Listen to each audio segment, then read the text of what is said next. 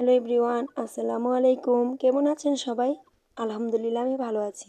অনেকদিন পর ছোট্ট একটা ব্লগ আপনাদের মাঝে শেয়ার করতে চলে আসলাম। বিকেলবেলা আমরা সবাই ঘুরতে বের হয়ে গিয়েছিলাম আর ঘোরার জন্য চলে গিয়েছিলাম সাবদি। সাবদি জায়গাটা আমাদের বরাবরের মতোই খুব পছন্দের একটা জায়গা। বিশেষ করে নদীর পাড়ের ভিউটা খুবই চমৎকার।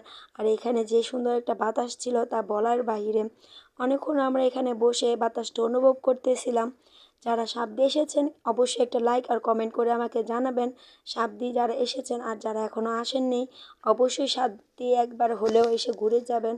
বিশেষ করে যাদের কাছে নদীর পাড় পছন্দ তারা কিন্তু অবশ্যই আসবেন সাবদি ঘুরতে। তো আমরা এখানে সবাই মিলে নৌকায় উঠে গিয়েছিলাম। এখানে নৌকা ভাড়া করা হয়েছিল 1 ঘন্টার জন্য। আপনারা চাইলে নৌকা এখানে 1 ঘন্টা 2 ঘন্টার জন্য ভাড়া করে নিতে পারেন। তারা এখানে আপনাদের ঘুরে দেখাবে। নদীর পাড়ের পরিবেশটা খুবই সুন্দর ছিল। আর এখানে হালকা পাতলা টুকিটাকি নাস্তা নেওয়া হয়েছিল, চিপস বিস্কিট চানাচুর, সেগুলো আমরা মিলে খাচ্ছিলাম। বাচ্চারাও খুবই মজা করতেছিল, চমৎকার লাগতেছিল, পুরো পরিবেশটা অসাধারণ এক কথায়। তো নদীর পাড় ঘোরা শেষ হওয়ার পর আমরা চলে এসেছিলাম রেস্টুরেন্টে। আমরা এখানে স্বপ্নবিলাস রেস্টুরেন্টে এসেছি।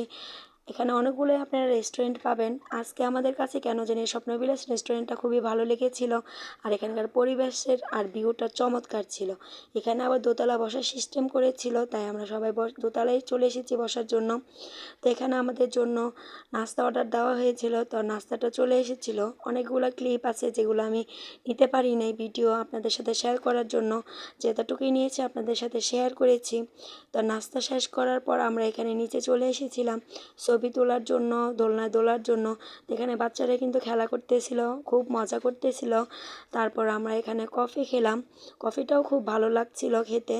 তো ঘোরাঘুরি শেষ করে বাসার উদ্দেশ্যে রওনা দিয়ে দিলাম। এই ছিল ছোট্ট একটা ব্লগ।